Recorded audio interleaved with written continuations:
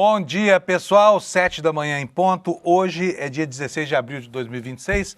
Quinta-feira nós estamos começando mais uma edição do seu Desperta de todos os dias aqui, para que você saia da cama com muita alegria e vá lá conversar com seus colegas de trabalho muito bem informados sobre tudo que aconteceu no dia de ontem e o que vai acontecer no dia de hoje, né?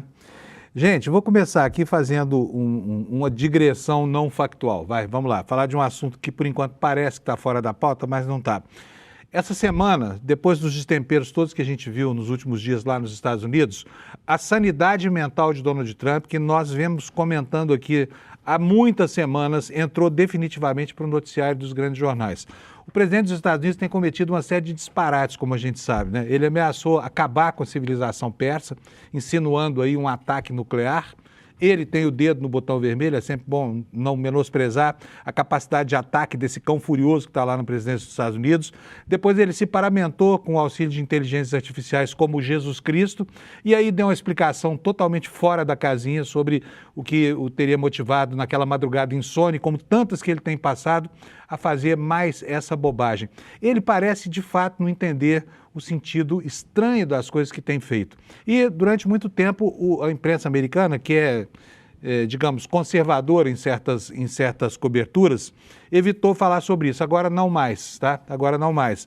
Por quê? Começa a pipocar aqui e ali alertas, inclusive de parlamentares, de ex-aliados, de republicanos, sobre a capacidade de Trump de gerenciar a maior economia do mundo e o maior poderio militar do planeta, né? Então, as coisas começam a se afunilar. Está na capa do New York Times aqui, eu quero até mostrar para vocês aqui logo na abertura, para que vocês possam ver como é que esse assunto está entrando nas manchetes, tá? Olha só, eu vou pedir para o Alex colocar aqui para nós. Bom dia, Alex. Bota para mim aqui a página no ar. Está aqui, ó. A versão de Trump sobre a guerra no Irã entra em conflito com a realidade. São expressões como essas que devagarzinho começam a colocar esse ingrediente que pode culminar, sim, efetivamente, porque isso está no horizonte com uma deposição do Trump com base na 25ª emenda. É óbvio que esse movimento não começou ainda. O que está acontecendo agora é apenas um despertar de consciência na opinião pública americana para a necessidade de conter um sujeito que é uma locomotiva desgovernada, completamente fora dos trilhos e ninguém consegue convencê-lo a agir com alguma racionalidade. Entre outras coisas, ele criou uma guerra do nada, uma guerra absurda, contra uma nação que estava lá quieta, inclusive no passado, fazia parte de um acordo internacional que evitava a produção de artefatos nucleares, estou falando aqui do Irã, e ele atacou o Irã com a justificativa de que iria mudar o regime dos ayatolás. Quebrou a cara, porque os ayatolás não só não mudaram o regime, como se fortaleceram e ainda sufocaram os movimentos de rua que começavam a eclodir naquele país. Aí os objetivos foram mudando, ao ponto em que o homem agora está lá fazendo pirraça com o Papa. Então, a situação dos Estados Unidos é uma situação extremamente crítica. E quando é crítico lá, é crítico para nós também.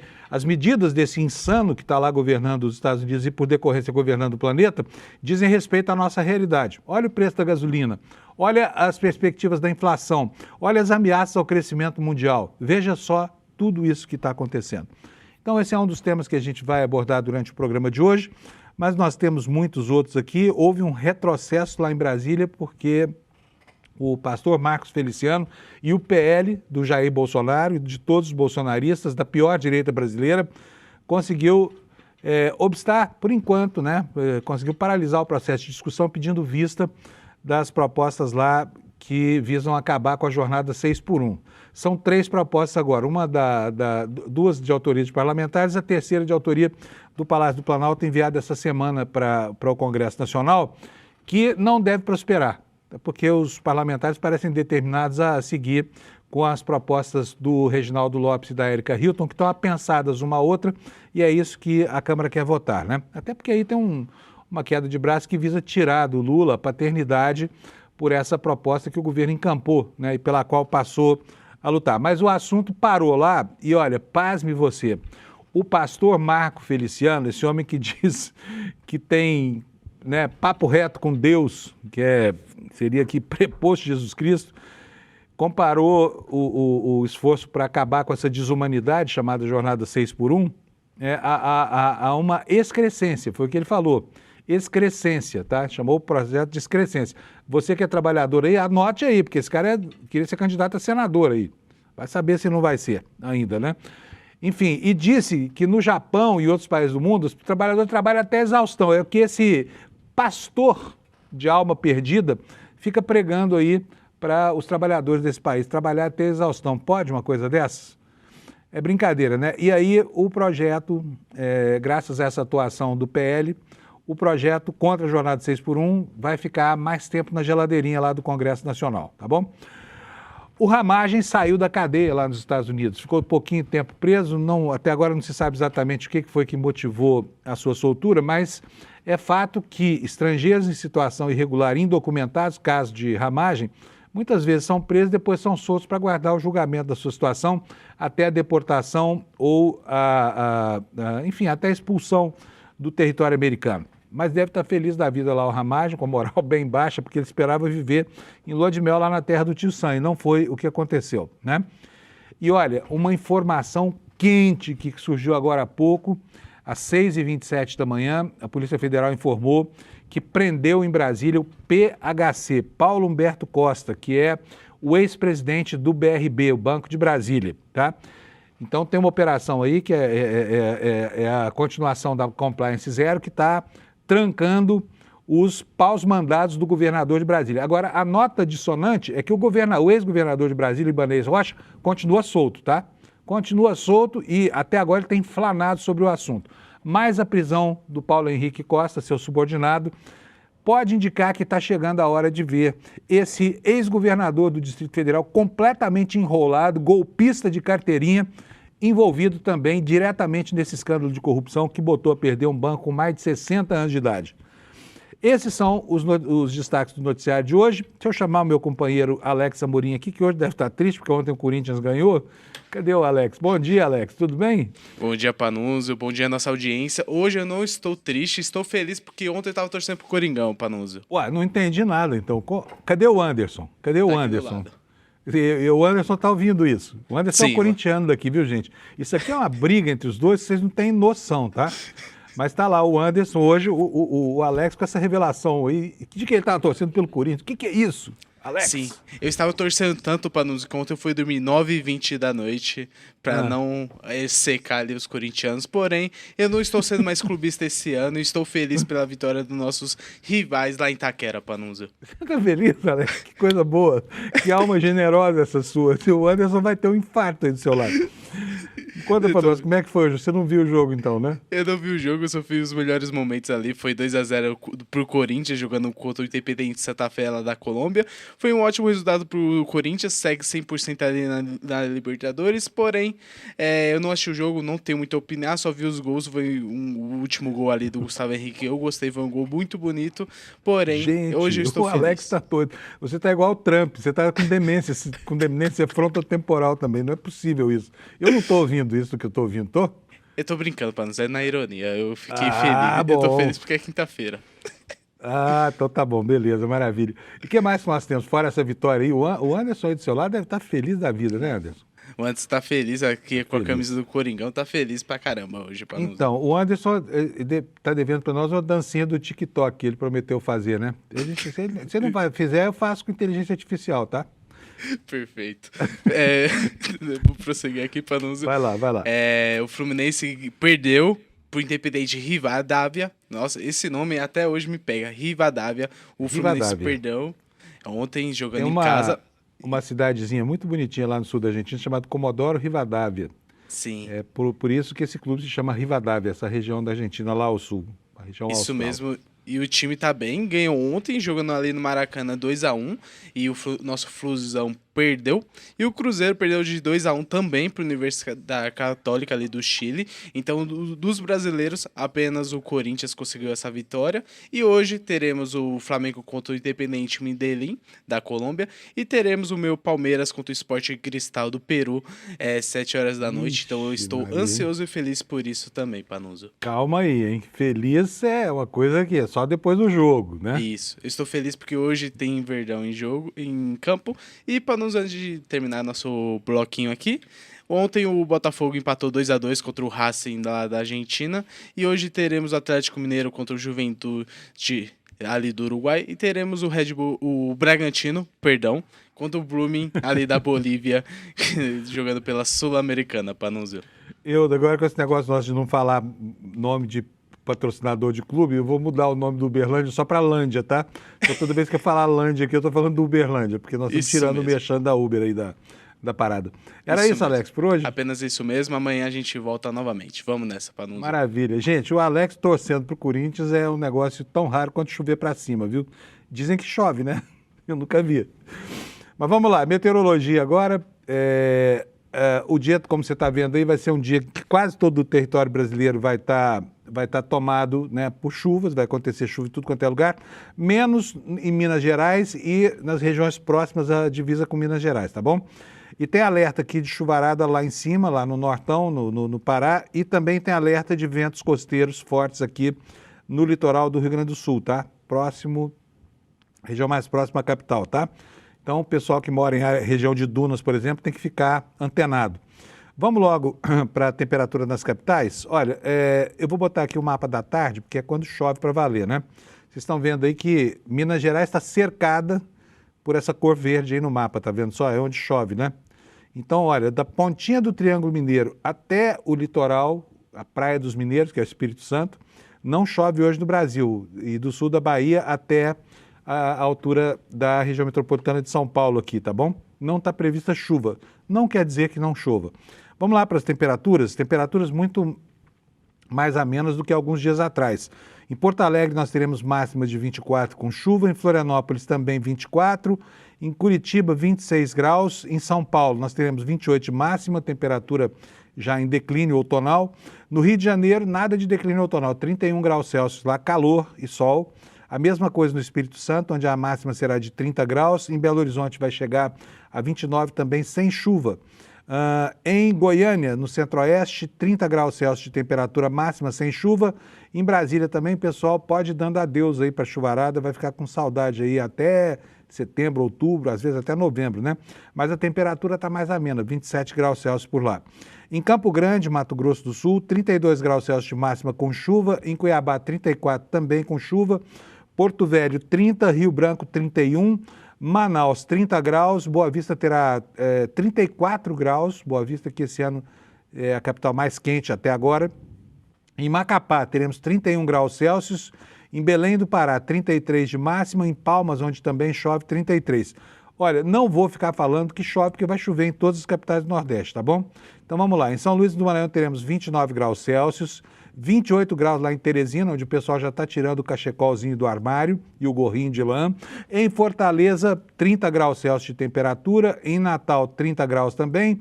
João Pessoa, 31 de máxima. Recife, 30. Maceió, 30 graus também. Aracaju, 30.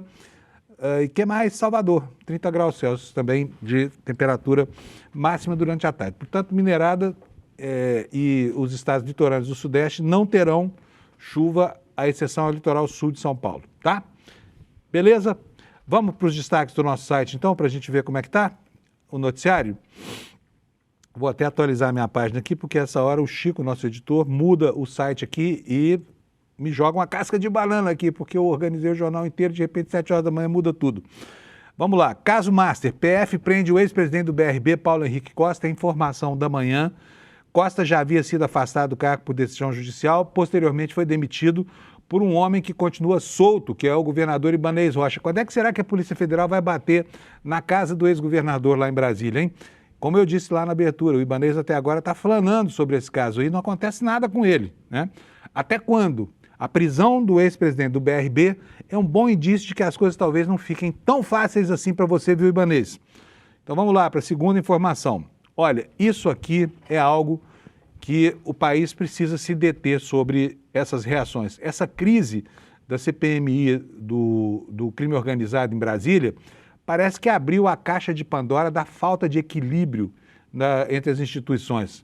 Porque o relatório do senador Alessandro Vieira foi realmente uma porcaria de relatório. Não tem outra palavra para qualificar aquilo. Ao fazer uma CPI contra o crime organizado, ele coloca lá os nomes de 3 ministros do Supremo e o Procurador-Geral da República e não coloca Vorcaro, não coloca Ciro Nogueira, não coloca Antônio Rueda, não coloca Primo, não coloca Turco Louco. Cadê o crime organizado? Esses supostos crimes se resumem a posturas questionáveis, obviamente, de ministro do Supremo, né? Perdeu uma oportunidade grande de esclarecer o assunto, até porque muito do que aquele relatório traz sobre o comportamento de ministro do Supremo também é verdade, tá? Mas ele perdeu a condição política porque pecou pelo desequilíbrio, né, no momento de ponderar sobre quem deveria constar como indiciado ao final do seu relatório. Não foi criticado no Brasil inteiro, não volta atrás, diz que está correto, né? A visão dele está correta, tá? Mas as reações do Supremo Tribunal Federal também não ficam longe desse escopo moral e político do comportamento da CPMI, tá? E o ministro Gilmar Mendes agora quer empurrar o mecanismo da justiça, a máquina da justiça, para cima do senador Alessandro Vieira. Algo que deveria ser resolvido com críticas, né, e com manifestações institucionais, não. Vira um processo de vingança e perseguição movido pelo homem que é talvez a personalidade mais forte e menos, digamos, suscetível, né, ao jogo político, que é o Gilmar Mendes, tá? Que está atuando aí como um atacante mesmo na seleção dos que vão defender o Supremo das críticas de mau comportamento, tá bom? Então, é erro de um lado e erro do outro. O Brasil está muito mal nesse quesito, tá? E nós temos aqui também, entre os nossos destaques, um artigo que fala sobre exatamente essa falta de equilíbrio em relação ao comportamento do relator da CPI do crime organizado, senador Alessandro Vieira, tá? Bom, sabe que o Brasil está à espreita aí de uma oportunidade, pelo menos a direita brasileira está à espreita de uma oportunidade para consumar a anistia aos que ela levou para Brasília no dia 8 de janeiro para dar um golpe de Estado, né? Os bagrinhos que foram tutelados a Brasília, os patriotários, os de cérebro lavado e os líderes do movimento, no entanto, podem encontrar uma brecha num processo de anistia a caminhoneiros, né, durante as chuvas lá no Rio Grande do Sul, que está sendo utilizado como uma espécie de argumento para tentar anistiar golpista. Daqui a pouco nós vamos falar sobre isso, tá bom? Nós temos aqui uma coluna do Jamil Chad também, falando, não sei se essa aqui é a última reportagem dele sobre a sua incursão lá na China, mas a viagem do Jamil é sempre maravilhoso. Onde ele vai, ele consegue extrair o que há de melhor como jornalista e essa incursão dele pela China, que ficou registrada aqui nas páginas do site do ICL, não foge a isso, tá bom? E hoje ele está trazendo para nós uma crônica, eu vou ler para vocês já, em que ele diz da indiferença dos chineses ao que o Ocidente pensa sobre eles, né? Bom, temos o Alexandre Ramagem lá nos Estados Unidos fora da cadeia e no Rio de Janeiro o Cláudio Castro, aquele governador que fugiu para não ser caçado, vai receber R$142 mil para sair de férias, porque ele, como governador, não gozou essas férias. E o último destaque, está aqui, é uma das coisas mais estranhas que aconteceram ontem no Congresso Nacional. A gente vê um pastor protestante pregando contra as almas do populacho. Marco Feliciano, do PL, que pediu vista e conseguiu travar a discussão dos 2 projetos, dos 3 agora, né? Que tentam acabar com a escala 6x1. Esses são os destaques de hoje no nosso site e eu agora vou conversar com o meu grande amigo Kleber Lourenço, que está na nossa redação aqui já quente, com o motor aquecido, para dar para nós as notícias que ele está apurando. Kleber Lourenço, bom dia, meu amigo, tudo bem? Bom dia, Panunzio, bom dia, comunidade do ICL, eu vou bem, e você? Eu vou bem, mas o Paulo Henrique Costa não vai bem. Paulo Henrique Costa é o presidente do BRB, ele... Lá em Brasília achou que ia ficar fora dessa, mas entrou na refrega, né? Conta para nós o que você já sabe sobre isso, fazendo um favor, Kleber. Isso foi deflagrado agora de manhã a 4ª fase da Operação Compliance Zero, que tem como foco as transações envolvendo o Banco Master e o BRB, e especificamente aquela operação toda que foi montada para que fosse salvo um banco privado, no caso o Banco Master, com dinheiro público, ou seja, através do BRB, que é um banco estatal do Distrito Federal. São cumpridos ao todo 2 mandados de prisão preventiva e mais 7 mandados de busca e apreensão, tanto no Distrito Federal quanto em São Paulo, segundo a nota oficial da Polícia Federal. E são essas informações que a gente tem até o momento, até porque a operação ainda está em andamento, então a própria Polícia Federal não pode ali liberar muita coisa, com risco de causar algum prejuízo à investigação e às operações a operação que está acontecendo hoje, Panunzio. O Ibanez continua solto. Até essa hora não tem nada contra ele, não, né? Livre, leve e solto, Panunzio. Tá com um bom advogado, o Cacai, né?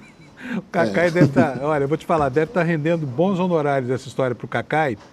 E eu imagino que o quanto ele deve estar assoberbado de trabalho, porque não é possível que Ibanez Rocha saia livre dessa, sabe? Gosto muito do Cacai, mas pelo cliente dele não dá para torcer, né, Kleber? É um caso, no mínimo, delicado ali, complexo, cheio de nuances ali. E é claro, é mais um caso onde ele tem o Ibanez no centro e que ele passa praticamente incólume, como foi o 8 de janeiro também, né, Panunzio? Pois é, ficou fora um tempo do governo, voltou como se não fosse com ele, né? Justo ele que, né? Todo mundo foi viajar e ele ficou lá falando sobre a situação lá do 8 de janeiro. E não sofreu nada, no nome dele não consta de lugar nenhum.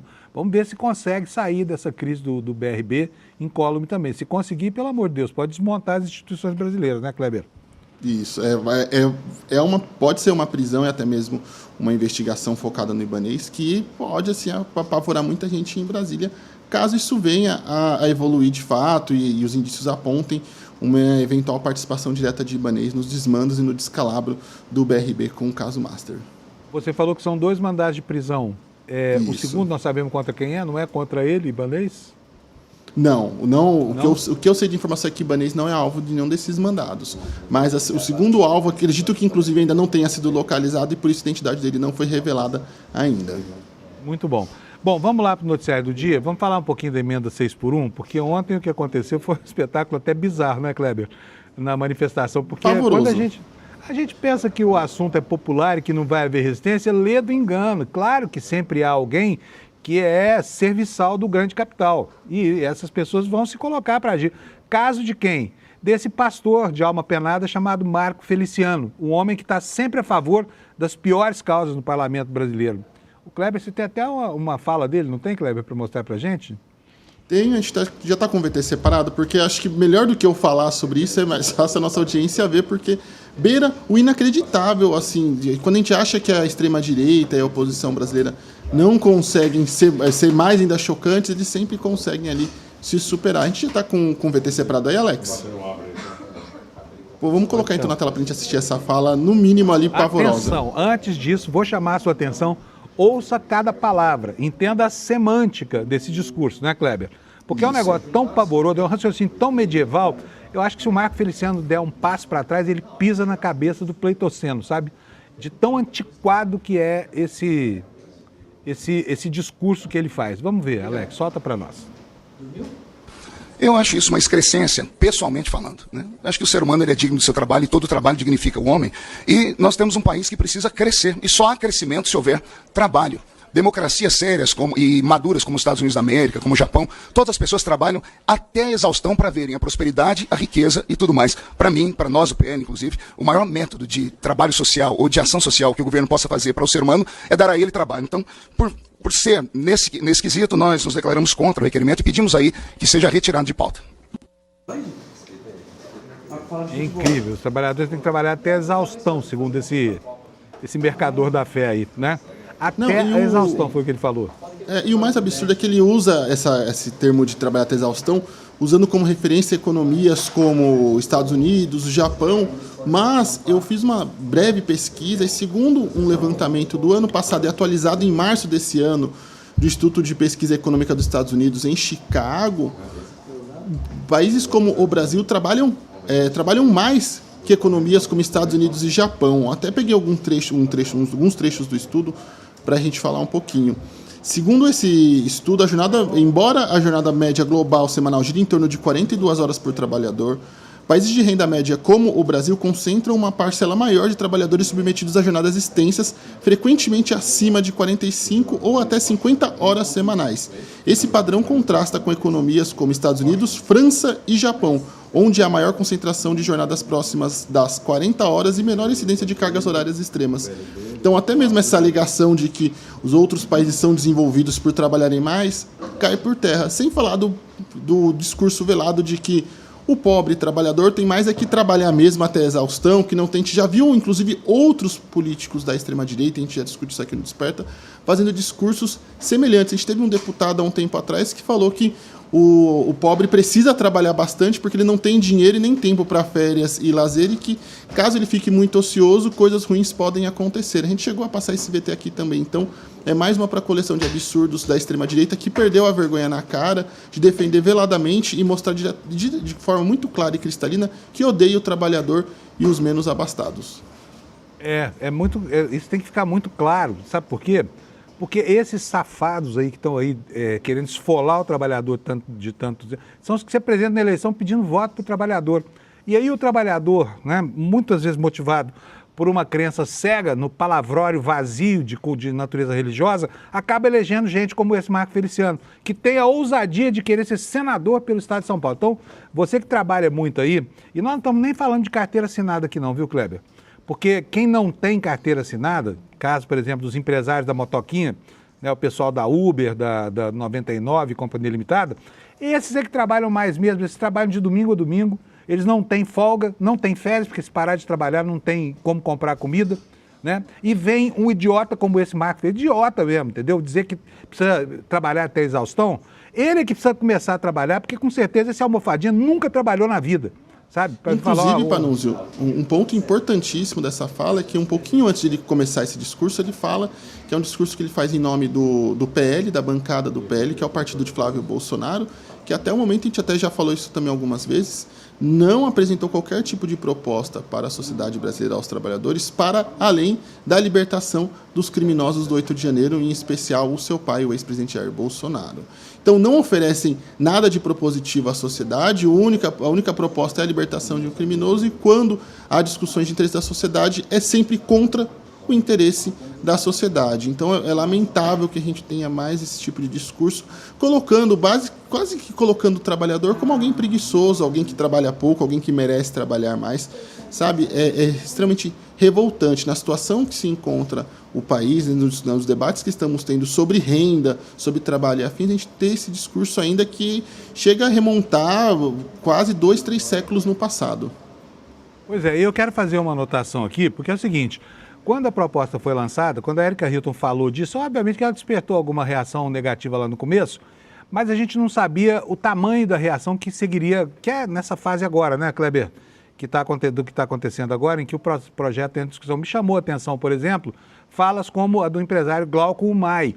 Esse era um empresário que se dizia progressista e tudo mais, inventou até um banco chamado Banco Left para pegar as contas dos comunistas do Brasil.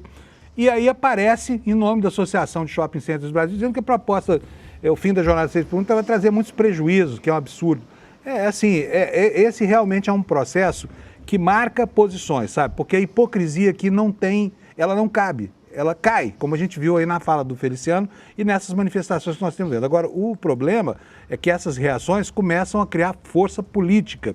E aí a gente toma um banho de realidade, né, Kleber? Porque o assunto não é tão tranquilo quanto parecia no começo, quando a proposta foi apresentada, né?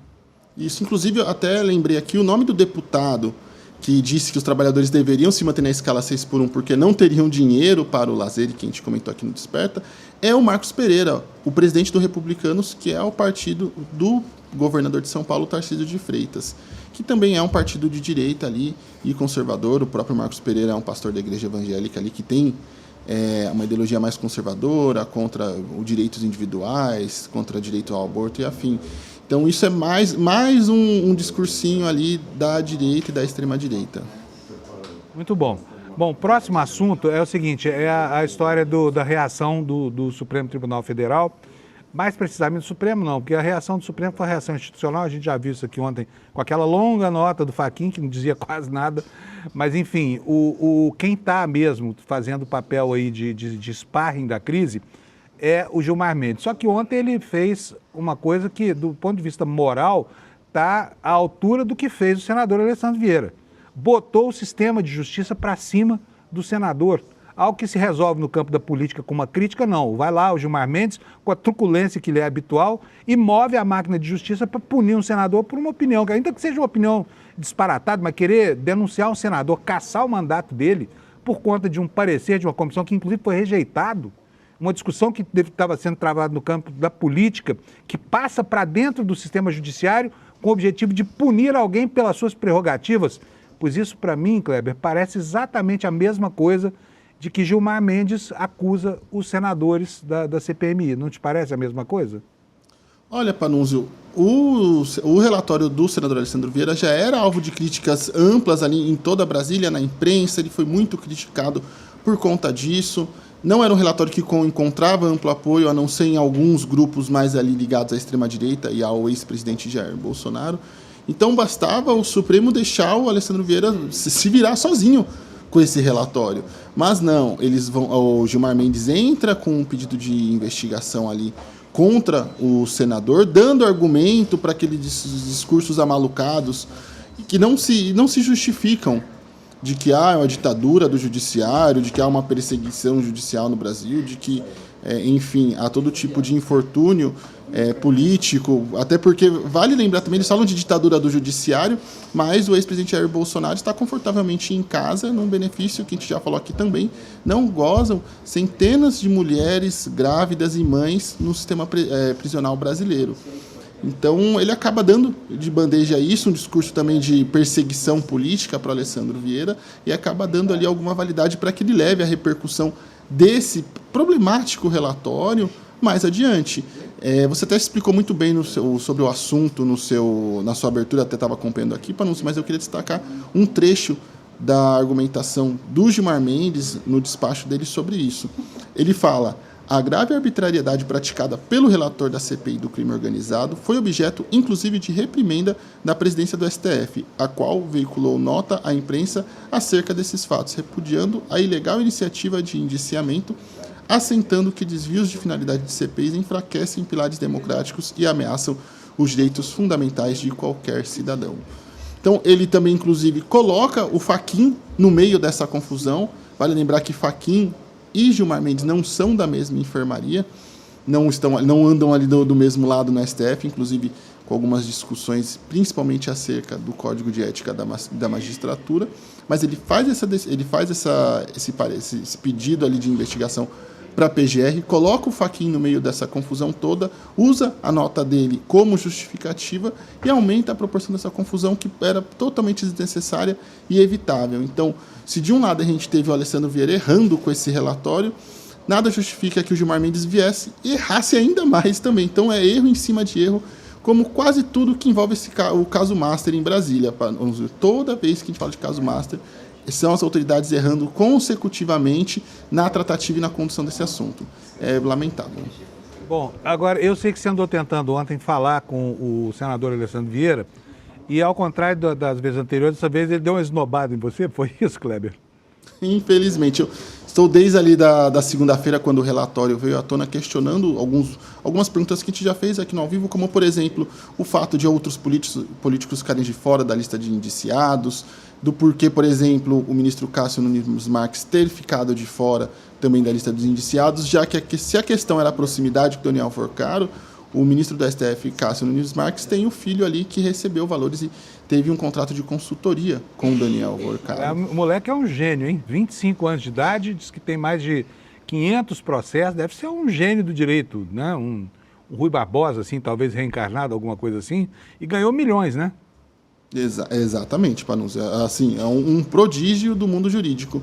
E aí eu fiz esses questionamentos, ele me encaminhou para que eu conversasse com a assessoria dele, que apenas no final do dia de ontem, me encaminhou o link de 2 coletivas apenas e disse que as respostas das minhas perguntas estariam nessas coletivas ali, que totalizam 16 minutos de entrevista. Pois bem, eu assisti essas entrevistas, fiz as anotações, e as respostas que temos nas coletivas são um tanto quanto vagas, elas não são de forma muito objetiva. Em alguns pontos, quando questionado sobre a questão do Cássio Nunes Marques ter ficado de fora, ele apenas argumenta que apenas um pagamento do Daniel Forcaro ao filho do ministro do STF não justificaria ali um indiciamento, que precisaria de mais elementos, e quanto à inexistência de outros nomes na lista de indiciados, ele também argumenta que faltou mais tempo de investigação, que para o indiciamento precisa de algo mais robusto, algo mais concreto, que é algo que não vimos no relatório também dele, que inclusive é muito alvo de críticas de toda a sociedade e de boa parte da imprensa brasileira e também de especialistas ali do mundo jurídico, Panunzio. Muito bom. Vamos falar agora sobre uma trapaça que está em curso aí, que relaciona uma anistia a caminhoneiros à anistia aos golpistas do 8 de janeiro. O que está acontecendo, Kleber? Olha, é um verdadeiro absurdo o que aconteceu na Câmara dos Deputados essa semana. Havia um projeto em tramitação na Comissão de Aviação de Transportes que falava sobre anistia a multas a caminhoneiros durante as chuvas que causaram ali as inundações no Rio Grande do Sul, as enchentes, por conta de eventuais infrações ali de trânsito, multas que possam ter levado diante do estado de calamidade da região. E durante a discussão desse relatório na comissão, assim, de forma muito baixa mesmo, acho que é o melhor termo, muito baixa e muito maldosa também, os parlamentares colocaram ali um substitutivo que incluía não só nessa anistia as multas e as infrações durante a calamidade no Rio Grande do Sul, mas também multas dadas a caminhoneiros que praticaram crimes e infrações durante as manifestações e atos golpistas que ocorreram ali no final de 2022 contra a eleição do então presidente do presidente Lula. Então a gente teve aqueles bloqueios de estrada, a gente teve aquelas manifestações e aí eles fizeram esse movimento ali de incluir esse parecer ali de substitutivo no relatório final do texto. Esse texto foi aprovado ontem mesmo, depois de uma discussão sobre o assunto na reunião de líderes, e agora vai seguir na tramitação, tendo também ali a discussão para votação no plenário e, consequentemente, caso aprovado, vai para o Senado, onde já se espera que naquela casa o texto seja reformado novamente e esse absurdo seja retirado. Mas veja só, Panunzio, nós já tivemos ali a dosimetria aprovada no Congresso Nacional, que foi vetada pelo presidente Lula, mas que, ao que tudo indica, terá o veto derrubado durante a próxima sessão do Congresso Nacional, no dia 30.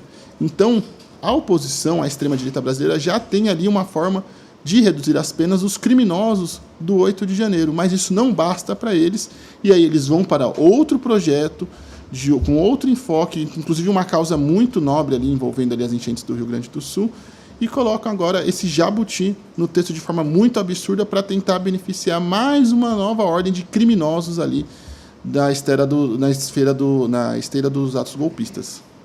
Você falou da reunião de líderes, o que você conseguiu apurar sobre essa reunião que aconteceu ontem? Isso, na reunião de líderes teve alguns pontos importantes também do que aconteceu. O Hugo Mota, durante a reunião que ocorreu na tarde de ontem, reafirmou seu interesse em acelerar a tramitação do projeto da PEC, do fim da escala 6x1, que é diferente do projeto de lei, o PL, enviado pelo governo esta semana. Ele quer que esse projeto seja votado na Câmara dos Deputados até o dia 1º de maio, ou na semana do dia 1º de maio, de forma para trazer mais carga ali ao Dia do Trabalhador, e inclusive é uma forma, segundo pessoas ali próximas ao presidente da Câmara, de ele conseguir também dar uma limpada na sua imagem, já que ao longo do ano passado ele foi taxado de inimigo dos trabalhadores, inimigo do povo. A gente teve aquela série de vídeos ali com o Hugo não se importa e várias críticas de que ele seria alguém avesso aos interesses da sociedade. Além disso, o relator do projeto dos EPs, durante essa discussão na reunião de líderes, o deputado Augusto Coutinho, retirou o projeto de pauta e desafiou o governo a enviar uma proposta de lei de regulamentação dos EPs com aquela proposta de frete mínimo, ou seja, de que os aplicativos teriam que pagar um valor mínimo aos entregadores. Então ele fez esse desafio e fez críticas, inclusive, ao próprio ministro da Secretaria-Geral da Presidência da República, Guilherme Boulos. Além disso, nós temos uma crise nas comissões, algumas nomeações seguem emperradas, inclusive em cargos, não só nas diretorias das comissões, mas também nas lideranças, e as bancadas criticaram o Hugo Mota por não avançarem para não avançar com essa discussão e as nomeações dos cargos, e também houve uma discussão e crítica sobre o adiamento do debate sobre o PL que combate a misoginia. E, por último, já está tramitando na Câmara dos Deputados um novo projeto que flexibiliza a legislação ambiental sob argumento de ampla defesa, é o PL 849 de 2025, que é visto como mais uma tentativa das várias que nós vimos ao longo dos últimos anos de destruir a proteção ambiental no Brasil, Panunzio. Muito bom, tá ótimo, Kleber. Eu estou observando um detalhe aí no fundo, o O William De Luca está com uma cara de tristeza, mas está com a camiseta do Palmeiras aí no final de 2021, do Everton. O que será que está acontecendo? Hoje tem jogo do Palmeiras aí, hein? Será que ele já está lamentando pelo que ainda não aconteceu? Não sei, como futebol não é minha praia, eu nem vou tentar Nem opinar para nós. Nem a minha. Tudo que eu sei de futebol que me interessa, que me ensina é o Alex aqui. Inclusive que me disse agora que essa camiseta era do Palmeiras, pensando que ele está torcendo pelo Mirassol também. Seríamos 2, caso eu não tivesse abandonado o Mirassol. Kleber, um abração para você. Obrigado, viu? Abraço, tchau, Até tchau. amanhã, sexta-feira, no encerramento da semana. Valeu, obrigado. Pois é, pessoal, hoje tem jogo do Palmeirão. A coisa vai ficar feia se o Palmeiras perder hoje, porque eles ficaram tirando sarro do Santos com o gol do Neymar ontem, né? Anteontem, aliás. E ainda assim empatou lá com o Recoleta do Paraguai, com o time B. Ficou feio pra caramba aquilo lá, né? Enfim, bonito mesmo está o Alexandre Ramagem lá nos Estados Unidos, agora já é ex-presidiário do ICE, saiu da cadeia ontem. Nós temos matéria disso aqui no nosso site, essa aqui é a foto que tiraram dele ao prendê-lo lá nos Estados Unidos, né? Booking number 26013314, branco, macho, 53, etc, etc, né? E só para posicionar vocês sobre isso, ninguém esperava que o Ramagem ficasse a vida inteira preso, que fosse deportado logo de cara, porque imigrantes como ele, que estão em situação de indocumentados nos Estados Unidos, eles têm direito também a um processo mínimo lá que acontece, às vezes pode levar meses. Inclusive, boa parte das pessoas pegas na mesma condição que o Ramagem acabam ficando presas, né? Essas pessoas ficam presas aguardando julgamento e aí quando sai a deportação eles são colocados no avião, algemados e vêm para o país. Com o Alexandre Ramagem não aconteceu isso, mas não é só com eles, isso não acontece com muita gente, tá? A manchete está aí para vocês, Alexandre Ramagem liberado da prisão lá nos Estados Unidos e eu vou ler um trechinho para vocês. Ele foi libertado nessa quinta-feira, depois de detido no começo da semana, prisão que ocorreu na segunda-feira 13 em Orlando, que foi informada pela Polícia Federal. Após a detenção, ele foi encaminhado a um centro de custódia do condado de Orange, onde permaneceu em uma cela separada. De acordo com autoridades locais, foi liberado às 14h52, horário local, que é 3:08, horário de Brasília, de ontem à tarde, e nesta quinta o nome dele já não constava mais da relação de detidos no sistema do Serviço de Imigração e Controle dos States, que é o tal ICE, né? Aquele departamento... Enfim, até o momento não foram divulgados detalhes sobre as condições da soltura. A PF afirmou que aguarda ainda informações do governo dos Estados Unidos. Ramagem deixou o Brasil em 2025, depois que foi condenado pelo Supremo a 16 anos de prisão por tentativa de golpe de Estado. Ainda segundo a Polícia Federal, o ex-deputado teria deixado o país de forma clandestina antes da conclusão do julgamento, atravessando a fronteira entre Roraima e a Guiana Francesa, e de lá ele se pirulitou para os Estados Unidos, onde pousou lá de maneira muito arrogante de cidadão americano, dizendo que estava em segurança lá nos Estados Unidos. É uma Carla Zambelli de calça comprida, esse homem, né? Achou que estava livre da refrega, mas não está efetivamente. E nada assegura a ele a permanência nos Estados Unidos, apesar de ter um processo correndo lá em que ele pede asilo político ao governo dos Estados Unidos. Essa é a informação sobre o Ramagem, tá? Bom, vamos prosseguir aqui. Olha, há uma polêmica nova no ar, essa polêmica está na capa do jornal Valor Econômico, essa polêmica ocorre depois que o presidente Lula promete medidas para tentar amenizar a taxação das blusinhas, né? Está aí a manchete no jornal Valor Econômico. Os empresários reagiram e protocolaram manifestações a Lula após a fala sobre a taxação das blusinhas. O que é isso aqui? Essa é uma pedra no sapato do governo desde que o assunto começou a ser ventilado, né? Porque assiste razão ao ex-ministro Fernando Haddad, ele que ao justificar a tributação desses produtos que entram via importação direta do consumidor, falou que o comércio brasileiro estava em grande desvantagem, porque o contrabando não paga imposto, né? E a pequena muamba também não paga imposto, e como hoje em dia está muito fácil fazer importação direta da China, inclusive no varejo, o comércio estava padecendo. E agora aconteceu o contrário. Naquela época, né, as viúvas da Shopee vieram a público para lamentar, olha, minha blusinha vai ficar muito mais cara, aquela bolsa falsificada da Chanel que eu compro lá, não sei aonde, lá da China, vai tudo ficar mais caro. Agora é o contrário. Agora quem reclama de uma suavização dessas regras fiscais é o empresariado brasileiro, tá? O Valor diz o seguinte, olha, os empresários reagiram às falas do presidente Lula de que foi um absurdo a pressão das companhias para taxar a entrada livre de importados abaixo de $50 no país. Houve uma reação organizada nas últimas horas que reuniu 67 associações lideradas pelo varejo pelo varejo e pela indústria, com envio nesta quinta-feira de uma manifestação via ofício para a presidência da República. O documento também já foi encaminhado para Sidônio Palmeira, que é o chefe da comunicação do governo, que teria apoiado, ao lado da primeira-dama Janja, a revisão das regras para possíveis efeitos na imagem do presidente Lula, segundo pessoas a par da medida. Procurada, a presidência não se manifestou. Bom, o que aconteceu? No dia 14, né, na terça-feira, o Lula disse que iria lançar uma medida contra a taxação das blusinhas de produtos enviados ao país abaixo de $50 e que hoje pagam 20% de imposto de importação e mais 17% de ICMS. Isso estaria dentro de um pacote a ser apresentado provavelmente em maio, quando o governo quer celebrar um grupo de medidas positivas ao trabalhador. A ideia é que isso deve levar 40 dias para entrar em vigor, tá?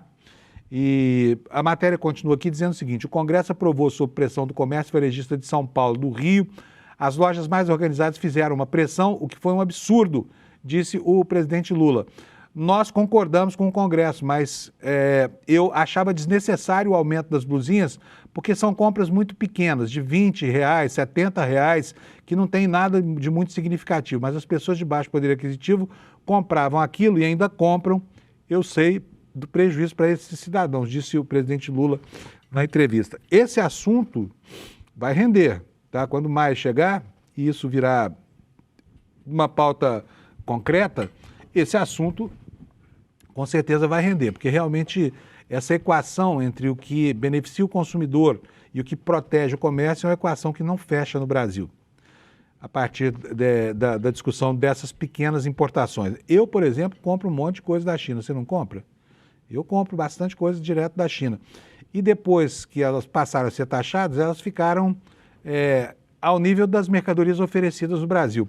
O problema é que isso não fechou as portas para o contrabando que, por exemplo, move regiões inteiras do Brasil, como o Saara, no Rio de Janeiro, né, a Santa Ifigênia, aqui em São Paulo, e os camelódromos que se espraiam aí pelo país, que vendem moamba da boa, que entra de container fechadinho, graças ao processo de corrupção que graça nesse país. Por falar em corrupção, lembrei aqui do Cláudio Castro, ex-governador do Rio de Janeiro. Por que eu lembrei dele? Porque agora ele vai ter férias remuneradas aqui, olha, pagas pelo cidadão do Rio de Janeiro. Olha aí a manchete, o governador do Rio, o governo do Rio vai pagar R$142 mil ao Cláudio Castro, porque ele tinha férias que não gozou, tá? Matéria do Igor Melo no nosso site. Secretaria da Casa Civil do Governo do Rio autorizou o pagamento de R$142 mil ao Cláudio Castro a título de férias não usufruídas durante o período em que ele ocupou os cargos de governador e vice-governador. A autorização para o pagamento já foi assinada no dia 10 de abril, só foi publicado no Diário Oficial ontem, quarta-feira. De acordo com o ato administrativo, foi autorizada a conversão em pecúnia das férias não usufruídas por Castro. É o famoso penduricalho, né? No caso dele, férias não, diz ele que não gozou. Mas vamos lá, Castro renunciou ao cargo no dia 23 de março, um dia antes de ser condenado pelo TSE por ser um dos articuladores do chamado escândalo dos cargos secretos na Fundação CEPERJ e na UERJ, a Universidade do Estado do Rio de Janeiro. A solicitação para o pagamento foi feita por ele apenas 3 dias depois da renúncia. Um parecer jurídico foi concluído já no dia 1º de abril e o pagamento foi autorizado pela Casa Civil no dia 10 de abril, apenas 11 dias úteis após a solicitação de Cláudio Castro, tá? A reportagem tentou consultar o processo administrativo que autorizou esse pagamento, mas não conseguiu. Parte da documentação, como o parecer jurídico que embasou a decisão, está sob sigilo. Agora pergunto para vocês, por que um processo como esse fica sob sigilo? Qual é a importância estratégica dessa informação? Onde é que ela coloca em xeque a segurança do Estado ou até mesmo a privacidade do beneficiário? Né? É um absurdo a maneira como esses carimbos de sigilo, de segredo de Estado e tudo mais são abusados no país, né? Então, em função disso, né, esses documentos que poderiam ter sido consultados pelo Igor Melo não estão disponíveis no Sistema Eletrônico de Informações do Governo do Estado do Rio de Janeiro. E o Igor informa para a gente também que o Castro tirou sim férias, tá? Inclusive foi para o exterior. Olha só, de acordo com o governo do estado, o valor mencionado se refere ao direito do ex-governador relativo a férias não usufruídas, que totalizariam 206 dias. Eleito na chapa de Witzel em 2018, ele ficou vice-governador até 1º de abril de 2021 e aí assumiu definitivamente o governo quando o titular da vaga, o Witzel, foi empichado, né?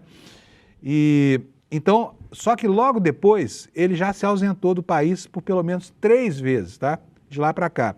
Nós estamos falando de 2021, né? Em setembro de 23, ele curtiu férias em Portugal, ao lado do desembargador André Marques, que foi nomeado por ele para o cargo em 2022. O governo repetiu a dose, o governador, né? Outras férias aqui. Apenas 4 meses depois, em janeiro de 2024, ele foi com a família para Orlando, nos Estados Unidos. A viagem foi interrompida por fortes chuvas que castigaram a região metropolitana do Rio e deixou mais de 10 mortos lá na Baixada Fluminense. E aí voltou aos Estados Unidos em junho de 2025. Desta vez, as férias tiveram o objetivo de acompanhar os Jogos do Flamengo, seu time do coração, no Mundial de Clubes realizado em estados dos Estados Unidos no ano passado. Estádios dos Estados Unidos no ano passado. O governador do Rio afirmou ainda que o pagamento é um direito assegurado a todo servidor estadual que não tenha gozado o seu período de férias, tá bom? Bom, vamos lá, vamos seguir aqui. Eu já informei a vocês e quero repetir a informação, porque muita gente que está assistindo agora não estava quando a gente falou nesse assunto. Está travado lá em Brasília, por um pedido de vista, a tramitação dos projetos que tratam da jornada 6x1, que tratam da extinção da jornada 6x1. A matéria do Kleber Lourenço está aqui no nosso site. E eu quero repetir para vocês aqui que não viram a fala destemperada, destampada e desastrosa desse pastor, enfim, deste pastor de almas perdidas da direita, chamado Marco Feliciano, que considera que o descanso merecido pelo trabalhador, que considera que curtir o produto do trabalho, que é o dinheiro que o trabalhador eventualmente amealhe, é uma excrescência, tá? E que o trabalhador precisa trabalhar até a exaustão. Olha só a fala desse danado, desse deputado. Eu acho isso uma excrescência, pessoalmente falando, né? Acho que o ser humano ele é digno do seu trabalho e todo trabalho dignifica o homem. E nós temos um país que precisa crescer. E só há crescimento se houver trabalho. Democracias sérias e maduras como os Estados Unidos da América, como o Japão, todas as pessoas trabalham até a exaustão para verem a prosperidade, a riqueza e tudo mais. Para mim, para nós, o PL, inclusive, o maior método de trabalho social ou de ação social que o governo possa fazer para o ser humano é dar a ele trabalho. Então, por ser nesse quesito, nós nos declaramos contra o requerimento e pedimos aí que seja retirado de pauta. Trabalhar até... Vai trabalhar você, Feliciano. Nunca deu duro na vida, vai trabalhar você, filho. Para saber como é que onde o galo toca, né? E, enfim, o partido dele é isso, é um partido dos patrões. Então tem que haver um antagonismo aí, é direito dele se manifestar. Agora é nosso direito também protestar contra essa bobajada. Que trabalhar até exaustão, meu filho? Peraí, a vida não é só trabalho, não. Sabe, a vida é poder fruir também dos prazeres. A gente não quer só comida, a gente quer comida, diversão e arte, né? Para lembrar aqui o velho refrão. Deixa eu mostrar para vocês aqui, então, eu prometi lá no começo, a capa do New York Times de hoje, traduzida aqui na tradução automática pelo Google, né? E o assunto que a opinião pública americana começa a considerar, que é a sanidade mental do sujeito que está lá governando o mundo com o dedo naquele botão vermelho que pode botar tudo a perder, tá? E os jornais americanos são muito criteriosos quando abordam esse assunto, eu diria até que são criteriosos demais, né? Começam devagarzinho a usar algumas expressões para sinalizar preocupações com o estado de saúde mental do rei do mundo, Donald Trump, né? Essa matéria aí é a principal matéria da edição de hoje. Olha, ela diz o seguinte: a versão de Trump sobre a guerra no Irã entra em conflito com a realidade. Ou seja, Trump não está entendendo a realidade, ou a realidade não está combinando com ele. O que diz aqui a chamada? O presidente Trump está enfrentando uma crise que não se encaixa na narrativa de um novo regime bastante razoável no Irã e de uma vitória americana praticamente garantida, que é o que ele vinha dizendo e continua repetindo, né? E aqui o jornal pergunta no seu interior: a guerra realmente acabou? A versão de Trump sobre a guerra do Irã em conflito com a realidade, sugerindo aqui que há um gap, né, um buraco aí entre a percepção da realidade e a realidade propriamente dita. O que diz aqui essa matéria? Diz o seguinte, o presidente Trump... Olha, a matéria é do Anton Troianovsky, que é um dos correspondentes, um dos setoristas na Casa Branca mais antigos do jornal, tá? Ele está lá já há 6 presidentes, né? Então ele é bastante experiente. E ele nos diz o seguinte, o presidente Trump está tentando apresentar sua guerra com o Irã como praticamente encerrada e um sucesso absoluto. Mas depois de anos tentando impor a sua própria realidade ao mundo, ele agora se depara com uma crise que não se curva à sua narrativa. Ele diz o seguinte, é um novo regime. Falou isso numa entrevista à Fox News que foi ao ar nessa quarta-feira, referindo-se aos novos líderes do Irã. Para ser honesto, disse o Trump, achamos que eles são bastante razoáveis em comparação com outros regimes. Eles mataram a cúpula do regime foi substituída e continua igual, mandando bomba para cima dos aliados dos Estados Unidos lá no Oriente Médio. Então o jornal diz o seguinte, ó, esse foi o exemplo mais recente da tentativa de Trump de apresentar uma mudança de regime como uma conquista sua no Irã, embora os analistas acreditem que a guerra possa ter apenas aumentado a influência interna da Guarda Revolucionária Islâmica do Irã. Desculpa. A militar, linha dura lá, né, do Irã, tá? O que mais que ela diz? O novo líder supremo, Ayatollah Mojtaba Khamenei, não é visto em público desde que substituiu o pai, que foi morto no início da guerra, mas a sua ascensão à chefia de Estado tem sido mais um símbolo de continuidade. Aliás, não só de continuidade, também de radicalização do regime, né? Então está aqui feita a anotação pelo New York Times, não vou detalhar mais, mas eu quero só que você perceba a maneira como essas expressões começam a entrar no noticiário. E vou me valer aqui de uma outra reportagem do próprio New York Times, que foi publicada essa semana, na terça-feira, em que o assunto já vem à baila. É preciso ver isso aqui, porque nós estamos falando de demência frontotemporal já há algum tempo, e as pessoas criticam, não, mas que absurdo, ele é só mau caráter, ele é só um narcisista perverso. Não é só um narcisista perverso, ele é um narcisista perverso com um quadro de demência frontotemporal, que complica muitíssimo as coisas. Está aí na capa do New York Times, ó, comportamento errático. Comentários extremistas de Trump reacendem o debate sobre a saúde mental dele. Enquanto o presidente ameaça destruir o Irã e ataca até o Papa, alguns ex-aliados e conselheiros questionam se ele não está cada vez mais desequilibrado, descrevendo como lunático e claramente insano. Esse é o homem que pretende mandar em você, aqui no Brasil, e pretende mandar também no comportamento dos iranianos, enfim, do mundo inteiro, né? O que o jornal fala? Também outro correspondente lá na Casa Branca, que é muito importante para o jornal, está lá há séculos, seculorum, fazendo reportagem na Casa Branca, conhece todo mundo. E diz o seguinte, o comportamento errático, os comentários extremistas do Trump nos últimos dias e semanas intensificaram o debate sobre se ele é astuto como uma raposa ou simplesmente louco. Debate esse que o acompanha no cenário político nacional há uma década. Então você aí que está assistindo comigo, junto comigo aqui ao nosso programa, pode se preparar porque essa discussão vai ganhar corpo nos próximos dias, tá? É inconcebível que esse sujeito continue disparando seus raios coléricos lá do seu assento na Casa Branca num estado de demência muito acelerado, que permite, que o impede de enxergar a realidade como é, tá? E aí não tem outro critério a não ser a própria moralidade, como ele próprio fala, né? Para orientar as ações desse maluco que dirige o nosso planeta. E assim eu vou encerrando o jornal de hoje, chamando vocês aqui, mais uma vez, para isso, que está aqui, olha, na minha tela, o dia D. É um dia importante que o Eduardo Moreira está chamando, está convocando você para acompanhar conosco aqui ao lançamento de algo que pode ser muito importante para a afirmação da nossa soberania e para resguardar o espaço da democracia, tá? Que é uma maneira de enfrentar o poder das Big Techs. Eu não sei o que é isso, mas eu sei que é muito importante. Vai ser, o Eduardo está chamando o dia 28 de Dia da Soberania Digital. Vai ser na terça-feira, dia 28, então tem bastante tempo para você se preparar para assistir a essa manifestação do Eduardo e saber o que ele está aprontando, tá? Então vai ser na terça-feira, 28 de abril, às 20 horas, e se você quiser já pegar o seu ingresso para participar dessa grande plateia que vai se formar, é aqui, olha, no despertacl.com.br, tá bom? Vai lá agora, pega logo lá o seu link e já fica com isso aí em mãos. A gente te lembra no dia para que você não perca o lançamento dessa proposta do Eduardo Moreira, tá bom? É isso, pessoal. Nós temos audiência hoje, Alex? Não, temos, tá aqui, ó.